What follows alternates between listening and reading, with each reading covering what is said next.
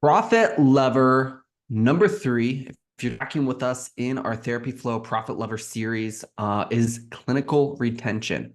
How many of your clients are you, or are you, especially your clinicians, retaining week over week, month over month, year over year? If you have a really high client churn rate, you're going to lose money. And today we're going to talk about why it's so important, and how to fix it. Let's dive in.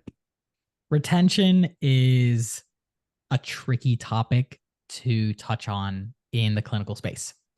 Um, it's a very business first topic, but I think there's ways to kind of transition this into like a healthy, therapeutic, healing relationship with the clients that you're bringing in and with the clinicians who are holding or maintaining to those clients. Yeah. Retention is an insane lever. It may be one of the biggest levers that you as a practice owner have in your business, which means that this has to permeate through your business. Retention has to exist and it has to be thought of from every interaction that you have with your clinicians, with your staff, with everyone on the team. So you need a bunch of buy-in, because with a retained client, you don't lose money, right? They're only making you money. So this has to be one of the greatest levers. What do you think? Definitely. Yeah. It's an even bigger lever because, as we've talked about lead volume previously, when your clinical retention is high and is very healthy, you spend a lot less on front-facing marketing, and your intake team has less work to do.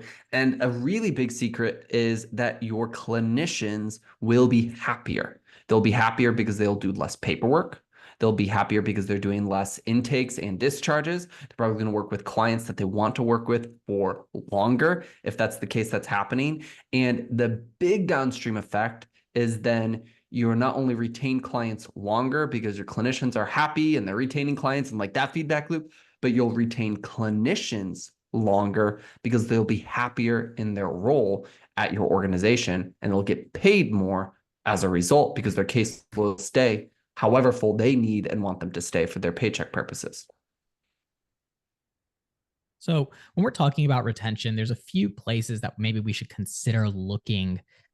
Stephanie did an incredible masterclass with you guys with the Therapy Flow community, and if you for some reason weren't able to make it, or you've never attended a masterclass of ours, maybe it's time you start looking into how to attend some of the master classes with us.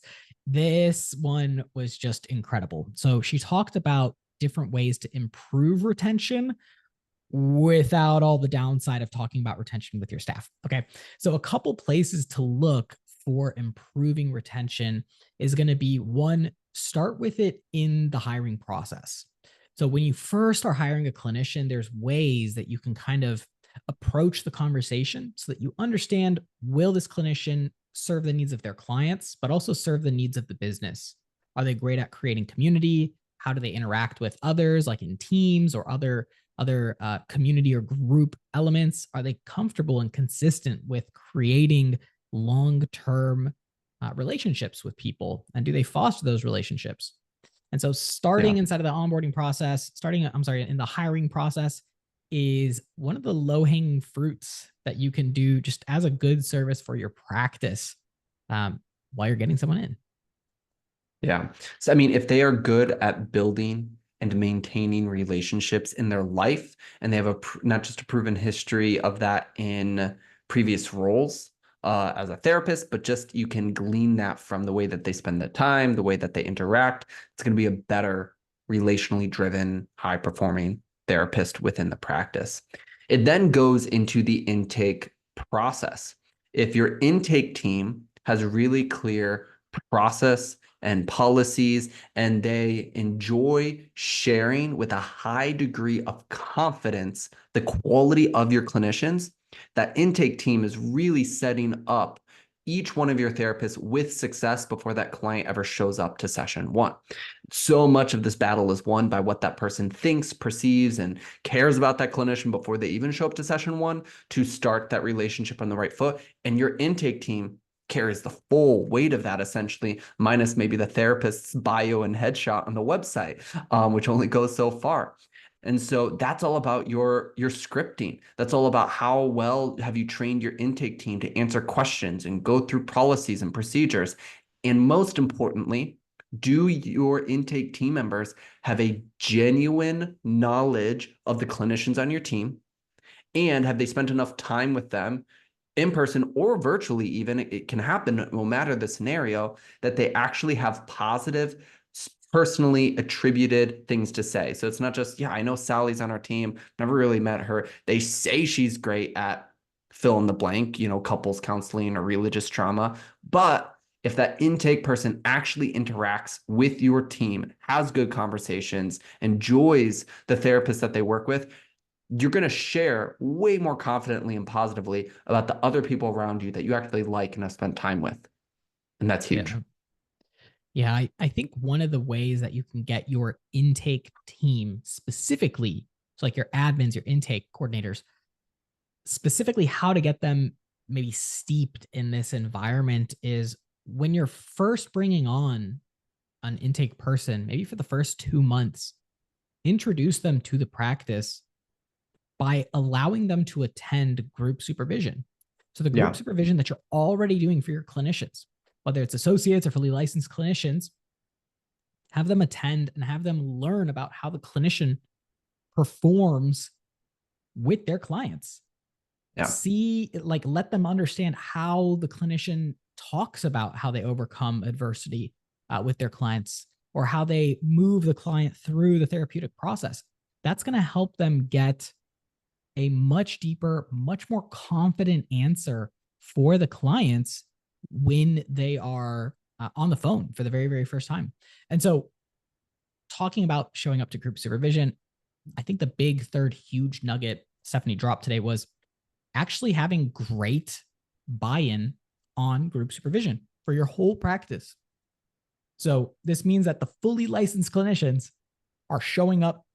That means that the associates are showing up, interns, whoever, everyone's showing up to these group supervision sessions, because this is the opportunity where you get colleagues to learn about other colleagues. And so there's internal referral opportunities. You get moments where you get to educate on retention strategies without calling it retention.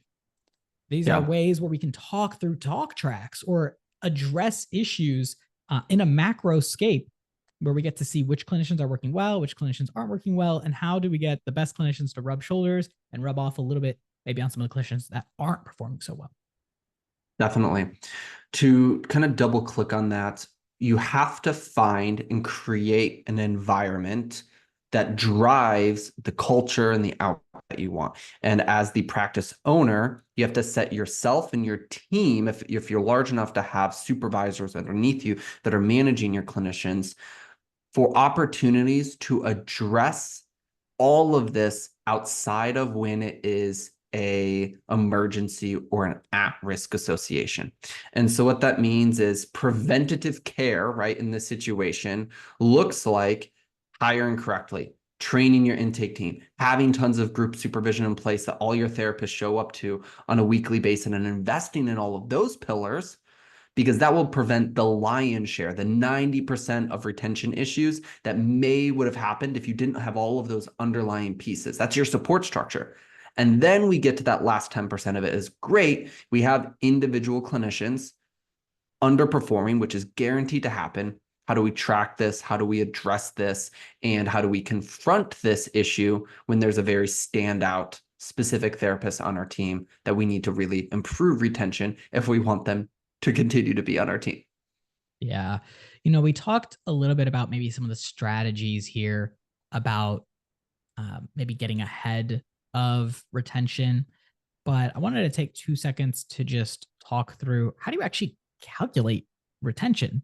There's a lot of practice owners who don't even know how to get here. And so I think it's worth it just for 5 seconds to talk about how we can do this. There's a few ways that you can do this. One is maybe the shortcut. There's a company called Practice Vital that we recommend often. And they do it pretty well, where you can just like click into the EHR, I don't know their whole process, but it connects basically to the EHR, pulls Yeah. information, it gives you some dashboards about this data. I found another way that you can do it. Maybe it's a little bit more manual, but your EHR is the key here.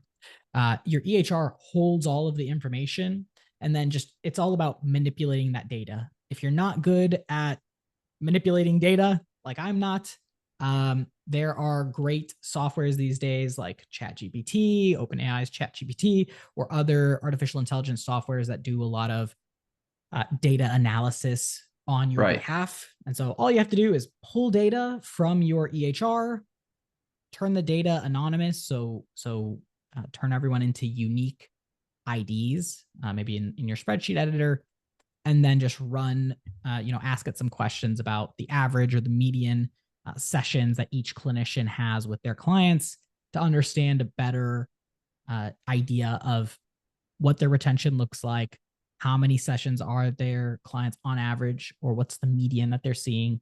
And you can kind of score your clinicians. Right. When we're thinking about that process and you have a clinician that is underperforming, it does need to be addressed in some fashion or another. And one of the best ways to do that is through a conversation. And it starts with exploration and curiosity. And especially if this is the first conversation you're having with a clinician, you probably want this to happen under the guise of exploring how their role's going, how their caseload's going, how their individual clients are going. Stephanie, one of our practice consultants, had a great suggestion where you just kind of trace the calendar across a couple months, maybe the last 10 clients that you've placed on their calendar, the last 20 clients and across a 6 month, and you just track where they at. Why did they discharge? Why are they still here? And it gets you this thread organically of, hey, what's going well? Hey, why are this cohort of clients still with this clinician? Why are these cohort of clients not with this clinician? And it gives you a chance to spot, is this clinician having confidence issues with rates or with session scheduling or other pieces or policy issues? Is this clinician having personal health or mindset or other pieces, right? Are they the reason why cancellations are happening? Are we placing them on the caseload with clients that aren't as good of a fit? And so a lot of the clients that are churning out, they aren't connecting with or vibing with. So there's just this parity on like same issue, depression or couples counseling, but this misparity on culture, format, whatever else. And you can just explore and you can ask questions, and you kind of want your therapist to lead this conversation in this one-on-one setting to get to the bottom or to the root of some of these things. And if needed, have a conversation about, hey, we'd love to see and equip you to improve these numbers if helpful, if relevant. Yeah. The really interesting thing about clinical retention is if you're good at it, it's kind of like the shortcut. It's the hack to success. Um, with great retention skills, oftentimes it comes with things like more word of mouth referrals, lower lead needs, which means lower marketing costs. It also means happier therapists. And so clinical retention is kind of like it's the cheat code. It's the cheat code. It really is. If you only hire clinicians that have great high retention, you should expect good, consistent, profitable business to transact through them and with them. And that's going to do you a service. That's going to do your practice a service. That's going to do your clients a service, and their clients, I should say, their clients a service. And so clinical retention is worth talking about. And it's a multiplier because as you improve retention, even just small percentages across the board, or even just addressing one or two little problems here and there, you're going to find that you'll break out of this sort of, we'll call it like orbit, right? You're breaking out of the orbit here of just like the status quo. You'll break out and you'll finally be able to move and see some profits in just a really meaningful way for your practice, which means a safer space for everybody. Means you get you're afforded innovative approaches now, or newer, different modalities added in because you can now afford to hire some extra people. So clinical retention, guys, is just wow. It's so powerful. So Yeah. hire for it, imbue it in your process, in your culture, and how you lead and what you talk about. As a final point here, there's very few practices that I talk to where the practice owner, right, has better performing clinicians than what that that initial practice owner had as a solo or small group practice. Typically, you are where you are as a group practice and a growing big group practice because you probably had great clinical skills and you grew a good business and you developed things, and that's to your credit. But sometimes that also comes with a lack of awareness that all of the other clinicians on your team, especially as you get bigger and you're making larger and more often hiring decisions, they are not going to have the same gut sense, the same care, the same process for their clients, for your business, for all those things as you had now or at one point. And we just know that. And then the other thing that we also know is 100% in this situation, the best offense is the best defense. If you do nothing on a day-to-day, week-to-week, month-to-month, if you don't invest in this when it's not a problem, one day, if you keep growing, it will become a problem for a number of your team members. Preventative care is your best path forward with the ability to have hard conversations if or when that's needed in a limited scope. Very few practice owners that I talk to that have great retention in their practice, they have it because they are just having hard conversations with all of their low performing clinicians all the time. No, they have it because they've built great culture, great habits, great consistency with their team long before that raises all of them up. And that's where you need to go with this profit level. Best of luck, guys. We'll see you See you next next time. time.